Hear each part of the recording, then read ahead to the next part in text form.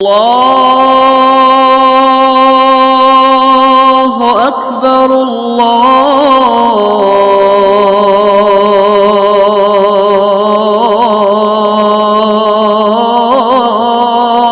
أكبر أشهد أن لا إله إلا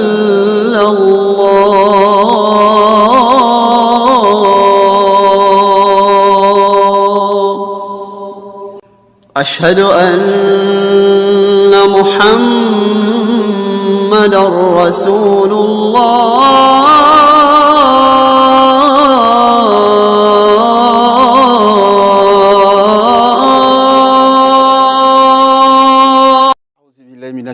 Bismillahirrahmanirrahim wa salatu wa salam ala Rasulullah. Chers frères en islam, qu'il me soit permis de vous adresser le salut des hommes du paradis, le salut fraternel, le salut de la miséricorde, le salut d'Allah Azza wa Jal. Salam alaikum wa rahmatullah wa barakatuh. Allah, le tout miséricordieux, le très miséricordieux, le créateur de la terre et des cieux, le maître du jour de la rétribution, a dit: vous sont permises aujourd'hui les bonnes nourritures, vous est permise la nourriture des gens du livre, et votre propre nourriture leur est permise. Vous sont permises les femmes vertueuses d'entre les croyantes et les femmes vertueuses d'entre les gens qui ont reçu le livre avant vous, si vous leur donnez leur dot, avec contrat de mariage, non en débauché ni en preneur d'amante.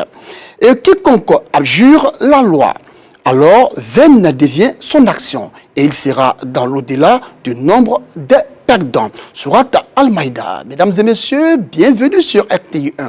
Nous avons décidé de parler aujourd'hui de ce qui est halal et de ce qui est haram.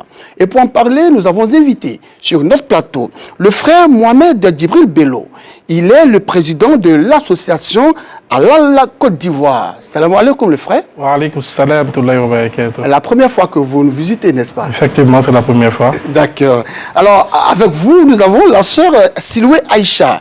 Elle est responsable projet de cette association Halal Côte d'Ivoire. Salam alaikum la sœur. Wa alaikum salam wa rahmatullahi wa barakatuh. Pour vous permettre de bien vous installer, nous allons ensemble voir ce reportage de Assitan Diarra.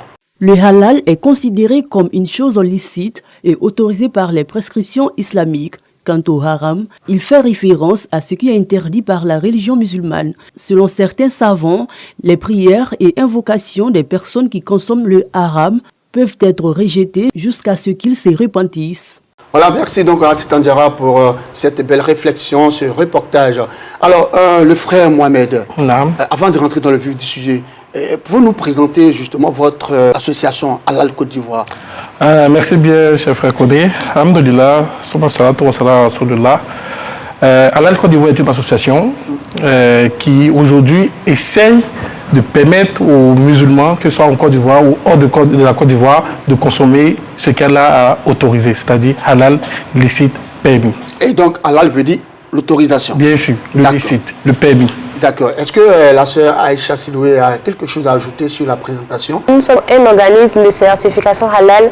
On essaie de donner les certificats halal aux entreprises des industries de consommation telles que ceux qui sont dans le domaine de la cosmétique, la finance, afin de pouvoir les labelliser halal. D'accord. Et donc, ce n'est pas forcément...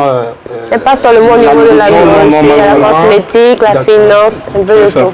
Ok. Alors, le frère Mohamed, dites-nous de façon concrète, c'est quoi l'halal? C'est quoi halal? C'est vrai qu'il y a l'association Halal Côte d'Ivoire, mais halal même c'est quoi? Halal, c'est un mot arabe déjà qui veut dire licite. Donc ici le halal, il est différent du haram, de ce qui est interdit. D'accord. Donc le halal sera tout ce qui est autorisé, tout ce qui est permis à la consommation, que ce soit dans la nourriture, que ce soit dans le textile, dans le vêtement, que ce soit également dans la finance, que ce soit dans la pharmaceutique, que ce soit même dans le tourisme aujourd'hui.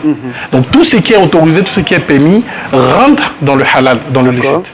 Et comme Allah même dit dans le Saint-Coran, Allah il parle de halal toïba, c'est-à-dire le licite pur. Donc ce licite-là doit être exempt de tout déchet ou tout élément qui pourrait l'entacher. D'accord. C'est pour ça qu'ici, quand vous voyez un produit qui est labellisé halal ou qu'il est dit qu'il est halal, alors ce produit-là, il est sain, il est bon, il est Il est consommable. pour tout le monde. Que tu sois musulman ou pas, il est bien pour toi. Et ce qui est différent du haram. Le haram, bien sûr. Le d'accord. haram, c'est bien sûr tout ce qui est interdit, tout ce qu'on doit s'éloigner, tout ce qui n'est pas autorisé. Alors, généralement, les gens parleront déjà du porc ou de l'alcool ou tout ce qui est néfaste au bien-être des musulmans que nous Oui, sommes. mais c'est vrai qu'on va parler de la nourriture, hein, Oui. et parlant même déjà de la boisson, Ok. le vin.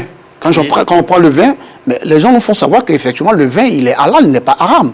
Que le vin peut être bu à table, mais faut ne pas exagérer. Malheureusement, le vin, il est haram pour nous parce qu'il inivre. Et tout ce qui est inivre en petite quantité est interdit comme en grande quantité. Et donc, vous dites en petite quantité, donc ça veut dire qu'on peut prendre une cuillerée de vin. En petite quantité, il est interdit comme en grande quantité. Est-ce qu'il est interdit ou alors on peut en prendre Il juste est peu? carrément interdit parce que vous avez lu une sourate en début d'entrée, Si, si. la sourate en Maïda, Si, si. où Allah il parle de cela. Tout ce qui inhibe, tout ce qui peut rentrer dans ce qui peut permettre à l'homme de changer d'attitude, son esprit n'est plus là. En ce moment, cette chose-là est Haram. est haram pour D'accord. l'être humain. Et alors, parlant de la viande de porc, ça, il y a aussi la polémique à ce niveau. Polémique, bon. Oui, parce que des gens nous font savoir qu'effectivement, quand on parle du porc, on parle du porc avec des cornes. Non. Tout ce qui rentre dans, même que ce soit les sangliers, tout ce qui rentre dans la famille de porc que nous connaissons aujourd'hui, nous sont interdits. Et malheureusement, les gens ont tendance à croire que c'est seulement le porc. Même la viande de mouton peut être haram un jour. Ah bon? Est-ce comment ça? Parce que si moi je rentre dans un restaurant que je mange, on dit non, c'est la viande de mouton, et que je ne prends pas la peine de vérifier, est-ce que ce mouton a été saigné conformément au rite islamique? Parce qu'on me dit c'est le mouton, je mange, non. On me dit c'est du bœuf, je mange, non. Il faut que je me rassure que ce mouton ou ce bœuf-là a été saigné conformément au rituel islamique. Est-ce que le frère Mohamed est en train de nous dire que quand on va manger dans les restaurants, il faut faire très attention, il ne faut pas manger... Très attention. Parce que malheureusement, aujourd'hui, nous musulmans, nous ne sommes pas exigeants. On consomme n'importe quoi, n'importe où, et on ne demande pas véritablement à ces restaurants ou à ces fournisseurs, même dans la grande distribution, hein, est-ce que le produit qu'ils nous offrent, est-ce qu'il est halal? Alors, la sauce, est-ce que au niveau du poisson, le poisson peut être aussi halal ou enfin peut être haram quelquefois? Au niveau du poisson, non. Non. Parce que Voilà. tout ce qui vient de la mer est halal. D'accord. Ce qui a été dit dans la sourate Al-Maïda, verset 5, si je ne me trompe pas. Verset 5, bien sûr. Où il dit ce que vous chassez dans l'eau vous est permis. Mais ce que vous chassez sur la terre vous est illicite dans la mesure où vous êtes en état de irma. Ah, d'accord. Ihram. Iram, bien sûr. Voilà. Justement, parlons toujours de la nourriture. Est-ce que ce que nous achetons tous dans les boutiques, dans les supermarchés, est-ce que tout ça est halal? Non, pas vraiment. Quand je prends par exemple les saucissons, Non, pas vraiment. Pour savoir qu'un produit est halal, c'est de voir le logo halal là-dessus. Toutefois, vous pouvez demander la certification halal soit au fournisseur ou à l'importateur. mais est-ce que ceux qui sont dans les supermarchés et les vendeuses, est-ce qu'elles savent que effectivement il y a cette certification sur le produit? Est-ce qu'il y a une communication là-dessus? Il y a une communication là-dessus parce qu'on a des entreprises qui sont certifiées halal. Il y a des personnes même qui commercialisent ces produits-là. Donc, nous on peut rentrer en contact avec ces entreprises ou sélectionner la liste des organismes certifiés halal afin de pouvoir rentrer en contact avec eux puis vendre les produits halal. Est-ce qu'il y a des stickers sur les produits quand je vais au supermarché, je vais acheter... Je disais tantôt, malheureusement, en musulman, on ne fait pas attention à cela. Sinon, vous prenez toutes les bouteilles d'huile sur le marché, vous verrez un label dessus, c'est écrit halal. Vous prenez les cubes d'assaisonnement, c'est écrit halal dessus. Il y a des gens qui sont des publicités mensongères, mais il y en a par contre qui sont venus vers nous et nous sommes allés vérifier, nous sommes contrôlés, nous avons vérifié de A à Z le processus de fabrication de ces produits. Et à la fin, quand c'est conforme à la charia, à ce cas-là, il a décrété, on donne les certificats. Donc nous, en tant que musulmans aujourd'hui, c'est ça. Chaque fois qu'on rentre dans un supermarché, chaque fois qu'on veut faire un achat, il faut qu'on se rassure d'abord. Est-ce que le produit, il est halal? Si oui, je le prends. Et comme Miss Silo le disait tantôt, pour savoir s'il est halal, c'est simple. C'est juste de vérifier est-ce qu'il y a une étiquette bien en évidence sur le produit qui dit qu'il est halal. Et si c'est le cas, on l'achète. Sinon, on laisse tomber. Alors, vraiment, c'est passionnant. Vous, Siloué, Aïcha, la sœur, vous cuisinez d'habitude. Hein? Oui. Voilà. Est-ce que vous regardez, vous respectez tout ça? Oui, on regarde, oui. Vous avez parlé d'assaisonnement, et tout ça. Ben... Oui, les épices, là-dessus, on met dessus halal. D'accord, ça c'est le supermarché. Oui. Quand vous allez au marché, à Bobo derrière chez moi. Vous arrivez dans ce marché, est-ce que là-bas aussi on peut trouver ces produits-là avec les stickers halal, comme le dit? Oui. Les marchés, Bolivana, partout là. Oui. Ils ne s'agit pas du cadre, au fait. Ça veut dire ce qu'ils vendent. Ils se fournissent ces épices-là où? Ça peut dépendre où ils prennent les produits. Peut se faire peut-être fournir ces épices par une entreprise qui est certifiée halal. Donc il suffit de chercher le logo. Si le logo se trouve sur l'épice halal, vous pouvez en prendre. D'accord. Voilà. Toutefois aussi, si vous voulez être plus rassuré, ayant vu même le logo sur l'épice, vous pouvez consulter la liste des organismes. Si le produit est bon, peut-être l'entreprise qui commercialise ce produit est vraiment certifiée, ça vous rassure pour faire la cuisson. Mais comment justement chercher à rencontrer l'entreprise? Comment rentrer en contact avec cette entreprise? Généralement, les entreprises ont des numéros verts sur les différents produits pour leur contacter le service commercial. Ou bien, comme il a dit tantôt, nous contacter directement pour nous poser la question. Est-ce que telle entreprise et tel produit, est-ce qu'il est vraiment certifié par vous? Voilà, parce que comme moi j'aime bien le dire, nous sommes de la communauté. Nous sommes avec la communauté. Notre objectif, c'est vraiment de permettre à notre communauté de manger licite. Oui, mais vous êtes avec la communauté. Est-ce que vous avez des relations de bon rapport avec le COSIM, qui est l'entité mère de la communauté musulmane? Je me rappelle encore que le cheikh Haïm Allah, qu'Allah ait pitié de lui, Bokaï Fofana, lors de notre premier séjour au Maroc, dans le cadre d'un forum sur le halal, j'étais allé le voir à la maison et vraiment, c'est vraiment touchant parce qu'on avait déjà eu le prix du billet d'avion, mais on n'avait pas les moyens pour le séjour et tout. Et le cheikh nous a dit, venez, on allait le voir, il nous a remis une enveloppe, il a dit c'est ma contribution. Et depuis cette époque, on a même été reçu par le COSIM, le cheikh Aïma actuel, effectivement, on est toujours en contact. Aïma Ousmane Diakité. Oui, bien sûr. On essaie de voir comment permettre à notre communauté de mieux connaître d'abord ce qui est halal Côte d'Ivoire et pour rechercher ces produits-là sur le marché ivoirien et même à l'international. D'accord, nous allons respirer un peu, voir ce que pensent les populations de ce sujet halal ou haram. C'est tout de suite dans le micro-trottoir.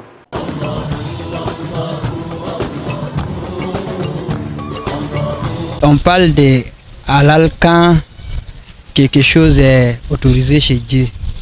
On parle de haram quand quelque chose n'est pas autorisé chez Dieu. C'est-à-dire, quand tu fais quelque chose, tu as péché dedans.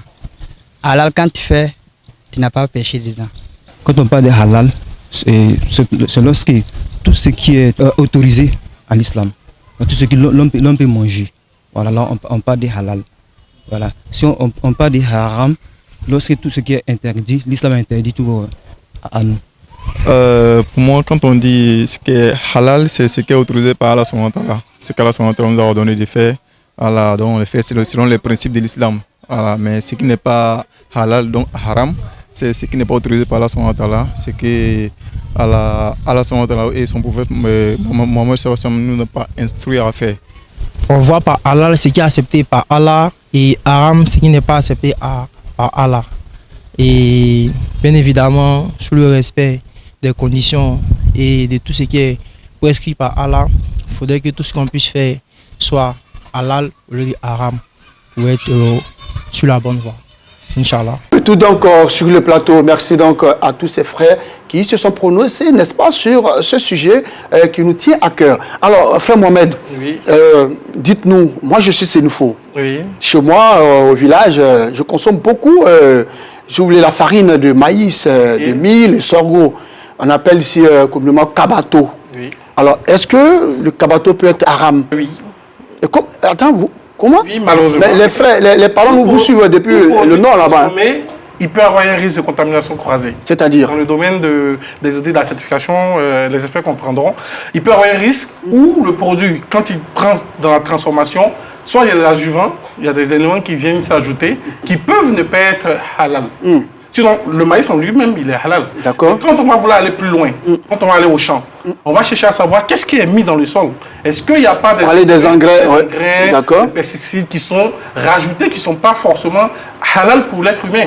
Au jour d'aujourd'hui, on a vu des gens utiliser de la farine porcine ou bien des engrais provenant des déchets de porc pour engraisser les sols. Et si c'est dans ce contexte-là, alors le produit issu de cela n'est pas halal dans ce cas. C'est effrayant quand même. Hein? Donc au village, bon, les parents vous écoutent depuis Niango Taféré. Le kabato qu'on mange, il faut faire très attention à ce qu'on met dans le sol. Hein. C'est ce que vous êtes en train de nous dire. Et le poulet, dans le kabato. oui. Le riz et par tous les aliments. Voilà. C'est pour ça que nous, en tant que musulmans aujourd'hui, on doit être très regardants. Aujourd'hui, dans le domaine pharmaceutique, malheureusement, vous savez, même pour les femmes, les rouges à lèvres. Le poulet. Le poulet. Oui. Est-ce que le poulet peut être haram également Oui, le poulet peut être haram. Pour faire les audits, on ne se base pas simplement sur la transformation. D'accord. Au niveau de la production jusqu'à la transformation, comment est-ce que le poulet est tué? Parce que pour pouvoir égorger un animal, il y a une loi islamique qu'il faut suivre. Il y a des sourates, il y a voilà, voilà, comment est-ce qu'il faut commencer, comment il faut procéder, comment est-ce que le poulet doit être saigné. Par exemple, pour égorger un poulet, il ne faudrait pas prendre le temps de l'égorger. Par contre, bon, on suppose qu'il y a plusieurs poulets à égorger. Les autres poulets ne doivent pas voir l'autre. Surtout quand vous allez au marché, vous voyez comment les gens... Ça fait. Donc on doit contrôler. Le cadre même dans lequel on va saigner la bête.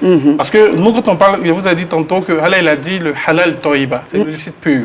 Donc le cadre dans lequel on doit saigner la bête doit être propre, doit être saine.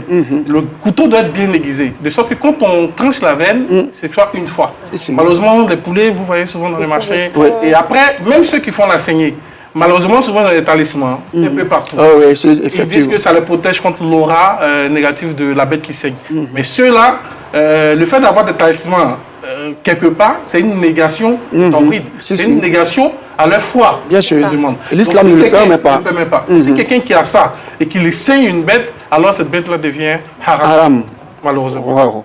Alors, nous avons aussi des aliments importés. Hein. Alors, comment savoir justement que ces aliments importés que nous consommons, ces aliments sont halal? Pour savoir, c'est simple. C'est juste de vérifier s'il y a l'étiquette dessus. Parce qu'on n'est pas le seul organisme de certification dans le monde. Il y en a plusieurs. Et donc, vous vérifiez auprès de votre fournisseur, est-ce qu'il a un certificat halal? Si oui, il vous le présente. Sinon, vous pouvez contacter directement le producteur, c'est-à-dire l'entreprise qui produit le produit, pour demander est-ce que le produit qu'il vous offre est vraiment halal ou pas. Ça, ce sont les étapes pour vérifier si un produit importé est halal ou pas. D'accord, donc quand je reçois un carton de poisson, enfin, on dit c'est le poisson, il n'y a pas de problème, de poulet, voilà, de poulet de l'extérieur, alors je dois chercher à voir s'il y a des stickers halal là-dessus, avant donc de consommer. Comme le bœuf également, aujourd'hui, il y a plein de produits qui nous reviennent comme on parle de côtelettes de bœuf, on parle de foie, de rognon et tout. Le plus important, c'est de vérifier est-ce que c'est halal.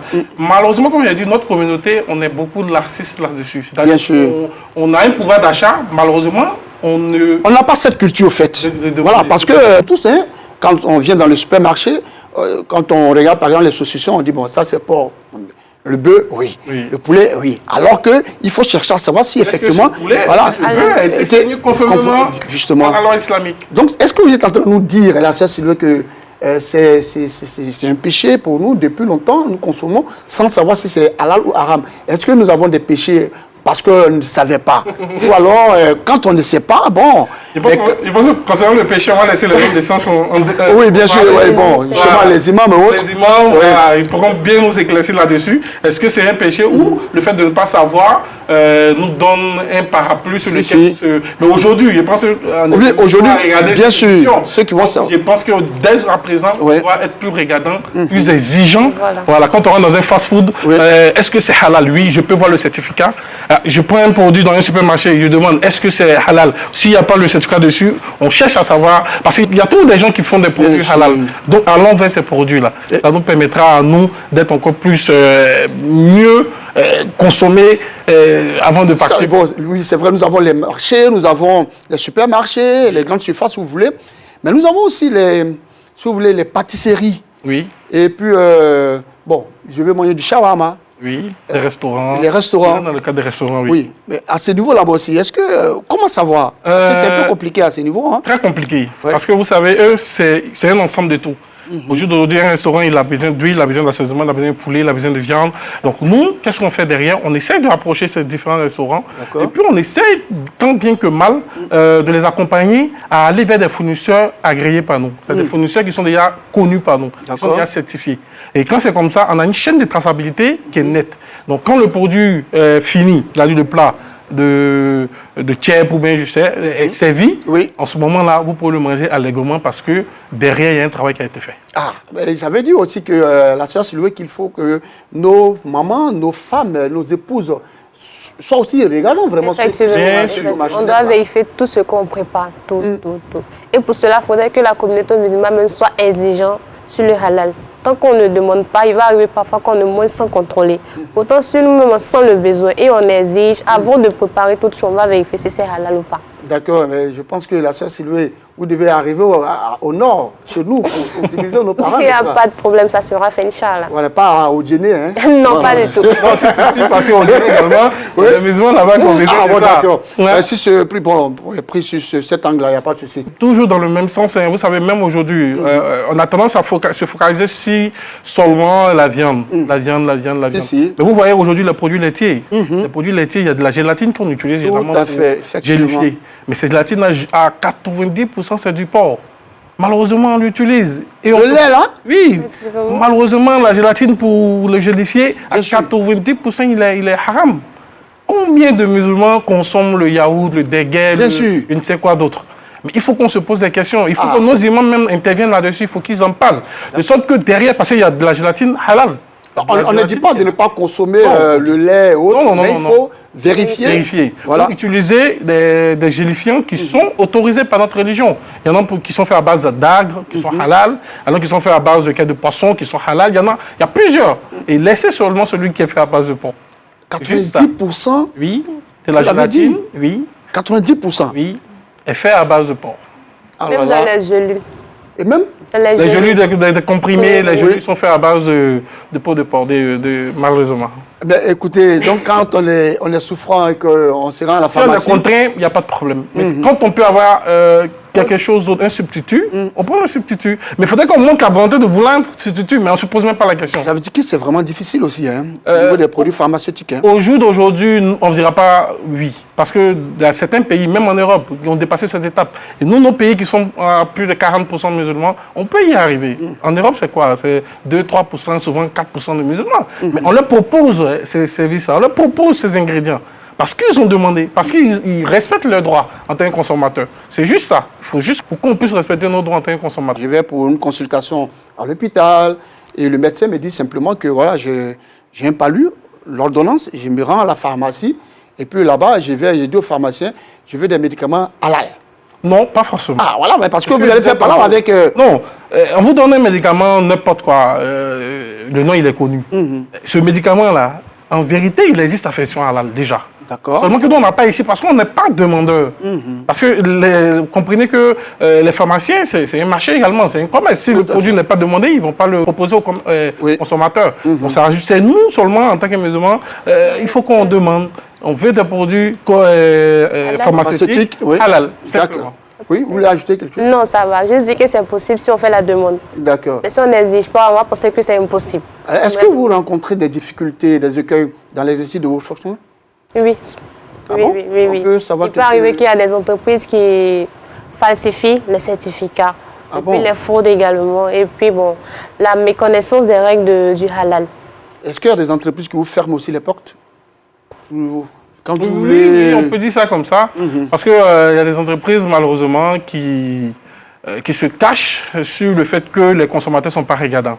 Donc, du coup, ils disent qu'ils n'ont pas besoin de certificat. Mon produit se vend sans être halal officiellement. Alors, pourquoi peut-être débourser des fonds encore pour venir se faire labelliser? Est-ce que vous avez des rapports avec le ministère en charge du commerce? Oui, et de l'industrie, oui. On fait des séminaires ensemble, on fait des formations. Vous avez leur autorisation pour entrer dans les entreprises ou on n'a pas forcément besoin de l'autorisation pour entrer dans les entreprises. Ah, d'accord. Oui, nous sommes une communauté, c'est une norme communautaire. Donc nous, au jour d'aujourd'hui, même les entreprises, c'est eux qui viennent généralement vers nous parce qu'ils ont besoin de ces certificats-là pour soit présenter à des clients, malheureusement à l'international, parce qu'on a plus de demandes même à l'international qu'au national. Et nous, notre objectif au jour d'aujourd'hui, c'est vraiment que cette communauté, notre communauté, prenne à bras le corps le halal et le réclame comme étant le droit. Bien sûr. Voilà, parce que, comme on a dit, on a le pouvoir d'achat. Alors, pourquoi pas? D'accord, mais comment est-ce qu'on peut justement intégrer votre association Oh, il est assez simple. Hein. Nous sommes sur les différents réseaux sociaux, à la Halal Côte d'Ivoire. Nous avons des représentants un peu partout, en Côte d'Ivoire et même surtout à Abidjan. Ah bon, hein? Oui. Sur tout le territoire national? Oui, on va dire ça comme ça. Est-ce que vous êtes nombreux? Parce que là, je reçois le frère Mohamed et je reçois la sœur Aïcha. Mais est-ce que au-delà de vous, Bien sûr, il y a aussi, vous avez un bureau? On a nos bureaux qui sont situés à Ebimpe, à Niama. D'accord. On en a également un autre bureau qui est à Yopougon, donc où on reçoit quotidiennement. À l'intérieur, vous avez des bureaux, non? Non, on a des représentants, des personnes physiques qui nous représentent parce que vous savez, toutes les industries sont à Abidjan. Bien sûr. C'est sur les industries que nous sommes en train de faire des efforts. D'accord. Donc c'est un peu plus simple pour nous d'être plus basés à Abidjan. D'accord. Ça fait froid au dos, c'est vrai, mais c'est important de consommer halal. Nous allons ensemble marquer une pause, voir ce qui s'est passé au cours donc, de la semaine avec la vie de la communauté, avec tous nos reporters. C'est tout de suite dans la vie de la communauté. Merci donc à tous nos reporters qui nous ont permis de savoir ce qui s'est passé au cours de cette semaine. Alors, le frère Mohamed, oui. Dites-nous, qu'en est-il justement de l'origine des matières premières, des ingrédients, des additifs et des emballages entrant dans la composition des produits que nous consommons? Bien sûr, tout ce qui rentre dans la composition d'un produit, partant du produit lui-même jusqu'à son emballage, doivent être halal. Aujourd'hui, les choses sont déjà évoluées. Hein. Vous avez des plastiques qui sont alimentaires et halal. Vous avez des ingrédients qui sont déjà certifiés ou qui n'ont pas besoin de certification parce qu'à la base, ils sont halal. Voilà. Donc, à ce niveau, on n'a vraiment pas de problème. Mais dès qu'ils rentrent dans une transformation et qu'il y a des produits comme des colorants, comme de la gélatine qui rentrent dedans, en ce moment, on doit se poser la question, est-ce qu'il n'y a pas de risque de contamination croisée où le produit peut être entaché de ne pas être halal? D'accord. La sœur Sylvie, n'est-ce pas que l'origine justement de nos produits de consommation est confuse, malgré tous les systèmes de traçabilité disponibles aujourd'hui? Oui, ça dépend des produits utilisés lors de la transformation. Et on a des produits également qu'on n'a pas besoin de certifier halal, tels que les fruits, les légumes et les céréales. Par contre, lorsqu'on fait la transformation, tout ce qui s'ajoute, ce qui fait qu'il y a des mélanges et qui nous oblige maintenant à passer un audit pour savoir si ces produits sont halal ou pas. D'accord. Frère Maman, est-ce qu'au niveau des femmes, on peut parler de halal et de haram? Oui, la femme, elle est halal tant qu'elle est mariée. Si j'épouse une femme, pas une femme du livre, est-ce qu'on peut parler de... Au jour d'aujourd'hui, non. Le musulman, il épouse la musulmane. La musulmane, elle épouse un musulman. D'accord. C'est ce qui est connu, c'est ce qui est dit. Est-ce qu'au niveau de la tenue vestimentaire, on peut parler de halal et de haram? Bien sûr. Parce qu'au jour d'aujourd'hui, la femme doit se vêtir correctement. Comme l'est ma soeur Siloué, hein? Des habits amples, qui ne dessinent pas la forme. D'accord. Voilà, comme pour l'homme également. Voilà. Donc, quand la personne se vêtit ainsi, et il y a différents types. Nous, les hommes, par exemple, la soie nous est interdit. D'accord. Il ne faudrait pas qu'on prenne des soies, qui soient comme la belle cravate. J'espère qu'elle n'est pas en soie. Ah bon, écoutez, pour le moment, elle n'est pas en soie. Donc, il y a ça. L'or nous est interdit en matière de bijoux. Pour la femme, il est autorisé. Donc, c'est tout ça qui fait partie du halal ou pas. D'accord. Ou du haram. D'accord. C'est vrai, on a parlé de halal nourriture, halal cosmétique, par exemple. Au niveau de la finance également. D'accord. Les intérêts, par exemple, lorsque tu prends un crédit à la banque, ils vont t'imposer un intérêt, ce qui n'est pas normal. Ah bon? Le riba, il est interdit, on dit ça comme ça. Voilà, le riba, on s'éloigne de cela parce qu'il est haram pour nous. Et donc, ça veut dire que si je vais à la banque et que je prends un prêt, la banque ne doit pas ajouter un intérêt. Malheureusement. Ah, mais comment la banque fonctionne alors? Aujourd'hui, alhamdoulilah, on a des systèmes de finance islamique. Et vous savez, même aujourd'hui, les Européens, ils ont reconnu cela, ils ont appelé ça quoi? La finance éthique. Parce qu'ils ont compris que c'était mieux que ce qu'ils avaient comme finance. La finance halal. D'accord. Donc, au jour d'aujourd'hui, en Côte d'Ivoire, on a des fenêtres dans certaines banques qui ont ouvert des fenêtres islamiques. On a une microfinance aujourd'hui qui se porte bien également, qui est halal, qui est sur la finance islamique. Et parce que l'intérêt pour nous, c'est plus de se rapprocher de ces institutions financières islamiques pour être à l'aise dans nos prêts. Est-ce que c'est le client qui a le péché? Bien sûr, il partage le péché avec eux parce que c'est lui qui vient soumissionner. C'est lui qui demande le prêt. Oui. Et le prêt, il sait que c'est un prêt avec intérêt, avec le riba. Et donc, il doit s'éloigner. Maintenant, si lui, il accepte ce prêt... D'accord, mais justement, comment est-ce que justement, ces microfinances proches donc, de l'islam arrivent à survivre s'il n'y a pas d'intérêt? Ils ont des systèmes en interne qui permettent de donner soit ils rentrent avec vous dans le capital, ils ont des méthodes également où ils vous accompagnent. Donc, ce que je conseille, c'est vraiment que les gens les approchent pour pouvoir voir avec eux quels sont les systèmes qu'ils proposent pour ne pas rentrer dans ces cas-là, il est interdit. D'accord. Alors, on va revenir sur la tenue vestimentaire, à Aïcha. Alors, quel conseil, justement, vous avez à prodiguer à vos sœurs concernant la tenue vestimentaire? On voit très bien habillée. D'accord, je dirais à mes soeurs musulmanes comme ça d'essayer, de faire l'effort, de s'habiller correctement. Une femme, elle se respecte, il faudrait s'habiller de sorte qu'on ne voit que uniquement la main et le visage, si possible.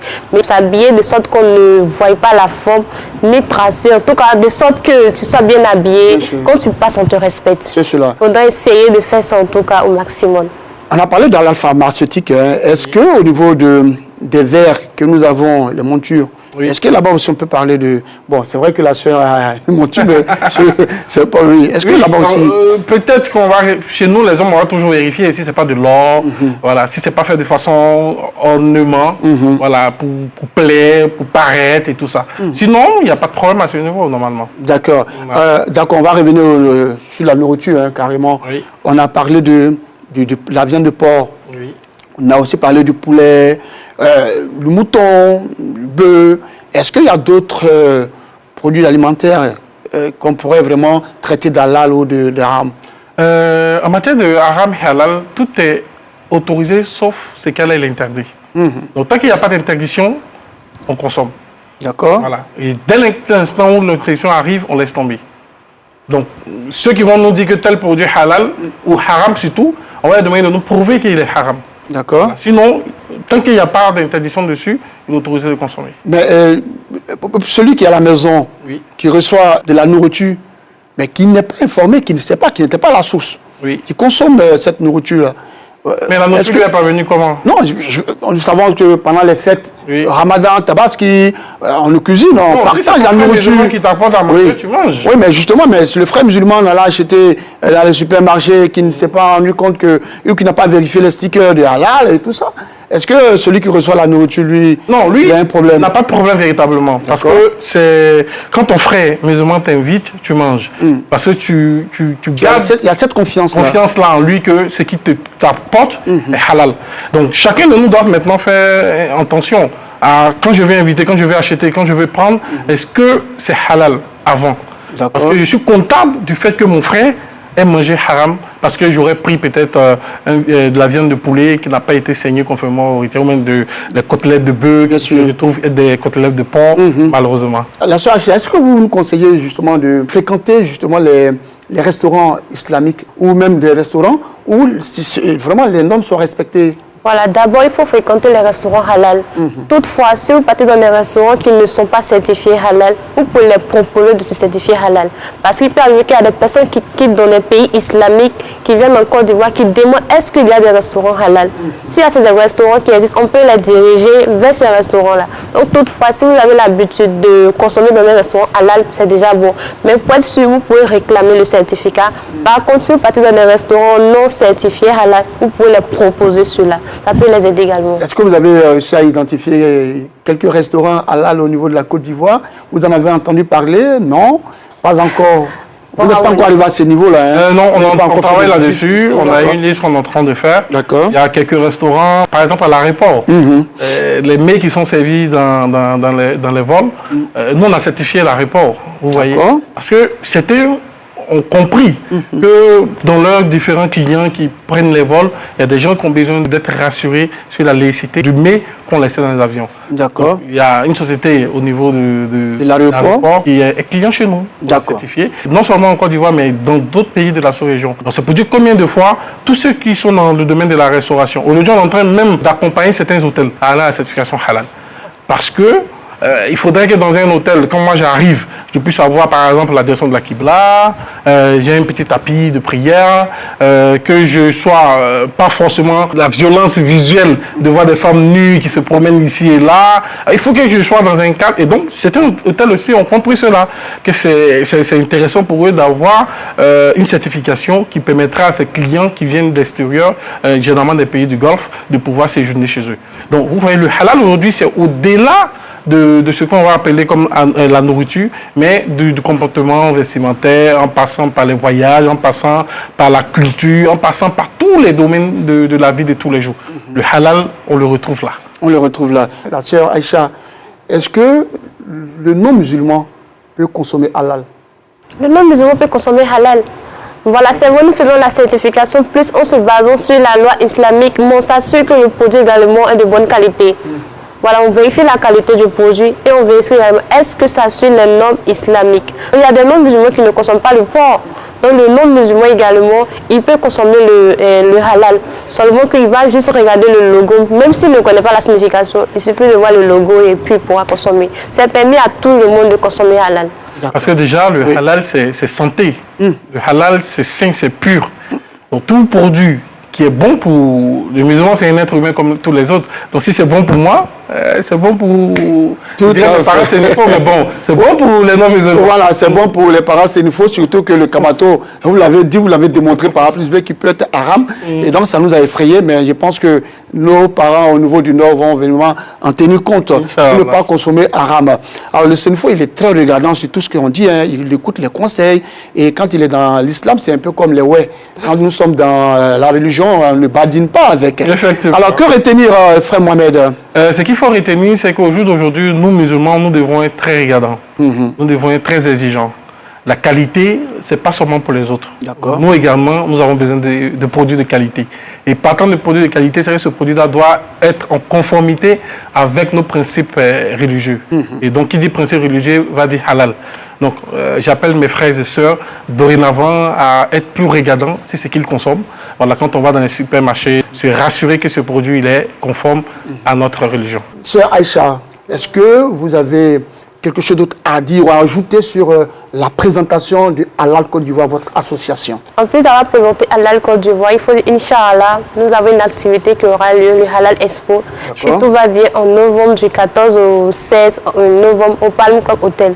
Donc nous invitons tout le monde, la communauté musulmane, y compris les non-musulmans, à venir participer à la cérémonie pour avoir une idée de ce que c'est Halal. Parce qu'on aura des conférences, des panels et des entreprises qui sont certifiées Halal qui vont exposer. Donc on donne l'opportunité à tout le monde de venir participer, non seulement pour avoir une idée claire du thème halal, mais également connaître les entreprises qui sont déjà certifiées halal afin de désormais se diriger vers eux pour acheter leurs produits. Voilà. Ça sera quelle heure ou pendant combien de jours? Ça sera sur 3 jours, les 14, 15 et 16 novembre 2024, dans un hôtel de la place.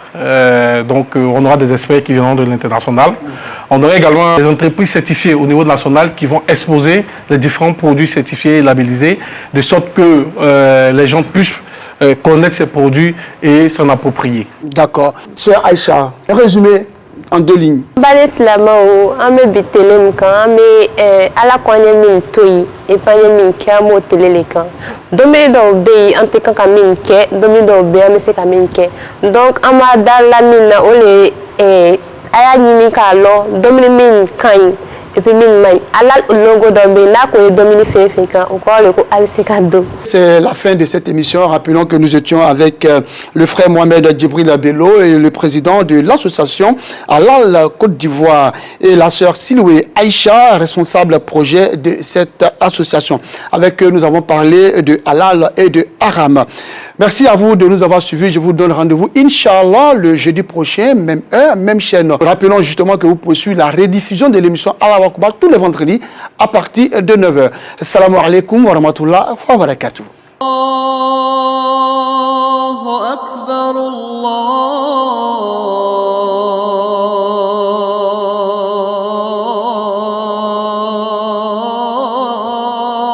Akbar.